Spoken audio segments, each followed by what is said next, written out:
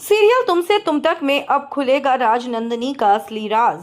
यहाँ पर राजनंदिनी के कमरे में जाने की इजाजत दे दी है, किसी और ने नहीं बल्कि खुद आर्यवर्धन ने अनु को।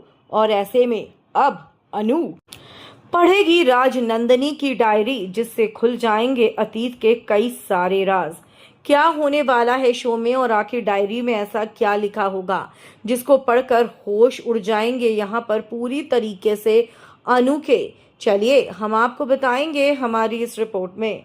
लेकिन अगर नहीं किया है अभी तक आपने चैनल को सब्सक्राइब, आप जरूर करें और बेल आइकन को आप दबाएं।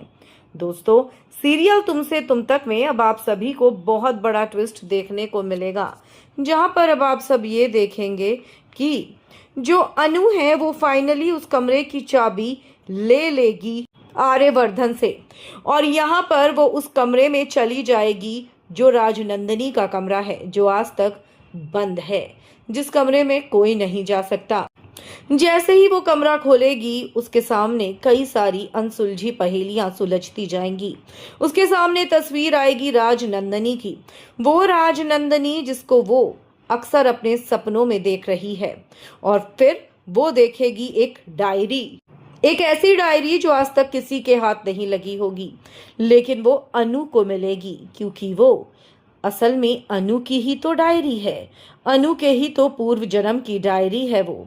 और आपको बता दें कि राजनंदिनी के जाने के बाद जहां आर्यवर्धन ने पूरे घर को रेनोवेट करा दिया, बस एक वही कोना है जो उसने रेनोवेट नहीं कराया। और यही वजह है कि अनु उस डायरी को खोज निकालेगी और उसको पढ़ेगी। जैसे ही वो उस डायरी को पढ़ेगी उसको बहुत बड़ा शॉक लगेगा, क्योंकि यहाँ पर राजनंदिनी की कहानी लिखी होगी, एक ऐसी कहानी जो अनु को अतीत में ले जाएगी और अनु के सामने एक एक करके अतीत की सारी बातें आती जाएंगी।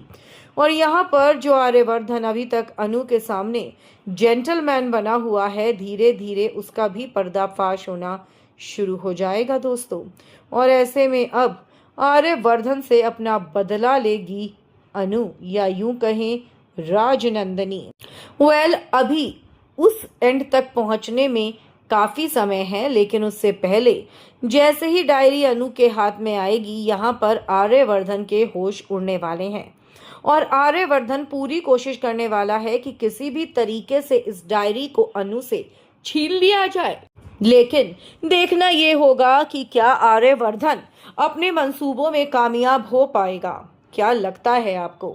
आप अपनी राय हमें कमेंट्स में जरूर लिखकर बताएं। वीडियो को लाइक और शेयर करना ना भूलें।